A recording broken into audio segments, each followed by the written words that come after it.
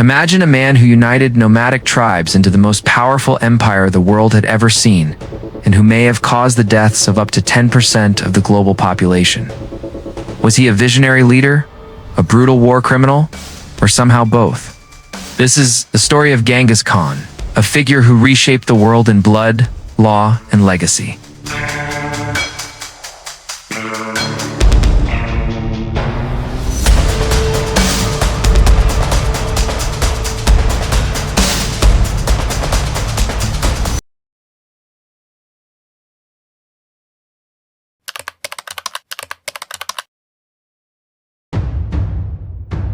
Genghis Khan was not born into power. He was born as Temüjin, around 1162, into the Borjigin clan of the Mongol people.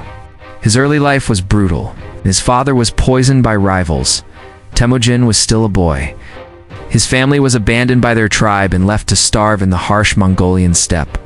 Surviving off wild berries and rodents, young Temüjin grew up in a world where betrayal was common and strength was survival. These years of hardship instilled in him two things: its unshakable resilience and a deep desire to unify the fractured Mongol tribes.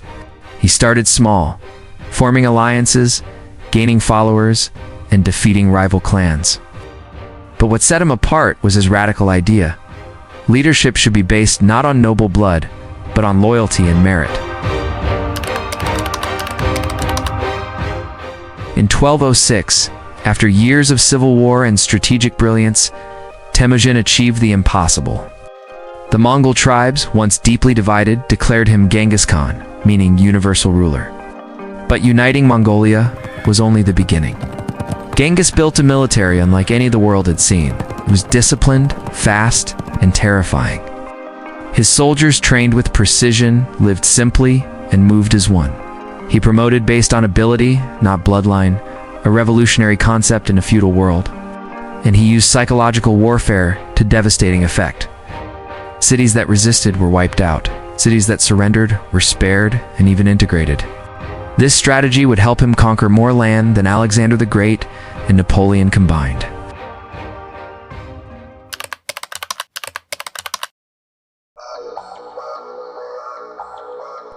Between 1206 and his death in 1227, Genghis Khan launched military campaigns across Asia and Eastern Europe. He conquered the powerful Jin dynasty in northern China. He annihilated the Khwarezmian Empire in Persia after they executed his trade envoy, an act he considered unforgivable. His armies advanced with lightning speed. They used intelligence networks, maps, and signal flags to coordinate attacks across thousands of miles. The Mongols could travel over 100 miles per day on horseback, an unmatched logistical feat for the time. But with conquest came unimaginable destruction. Cities like Nishapur and Merv were obliterated. According to some chronicles, over 1 million people were slaughtered in each city. The Mongols didn't just defeat their enemies, they erased them.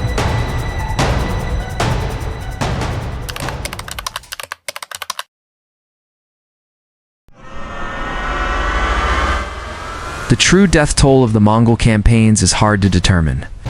Estimates range from 40 to 80 million deaths across Asia and Europe. Some say up to 10% of the world's population at the time. Archaeological studies show entire regions depopulated. Ancient irrigation systems were destroyed, leaving once thriving lands barren for centuries. Genghis Khan's name became synonymous with horror. In Islamic, Persian, and Russian chronicles, he is portrayed as a scourge, the punishment of God. But he didn't kill without purpose. His terror was strategic. It broke the will of resistance and opened the way for rapid conquest.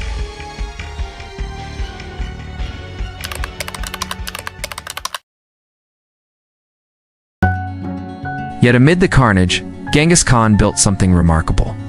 He introduced Yassa, a unified legal code that outlawed theft, protected religion, and even banned the kidnapping of women, a major step in tribal Mongol culture. He established the Yam system, a postal relay network that stretched thousands of kilometers, allowing messages to travel faster than ever before. Religious freedom was guaranteed. Muslims, Buddhists, Christians, and shamans all found a place within the empire, as long as they paid tribute and obeyed the law. He also protected merchants and traders, stabilizing the Silk Road and enabling a wave of cultural and economic exchange across Eurasia. In some ways, Genghis Khan laid the groundwork for globalized trade, centuries before the modern world.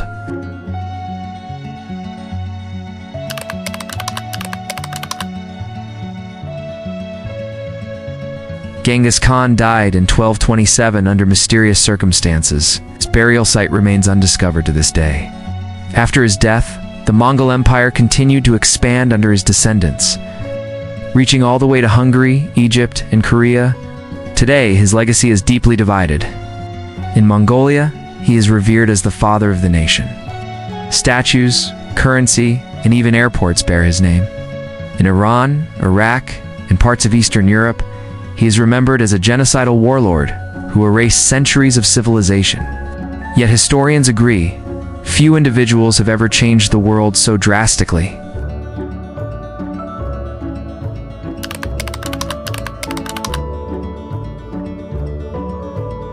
So, was Genghis Khan a hero or a horror? The answer may lie not in either extreme, but in the uncomfortable space in between.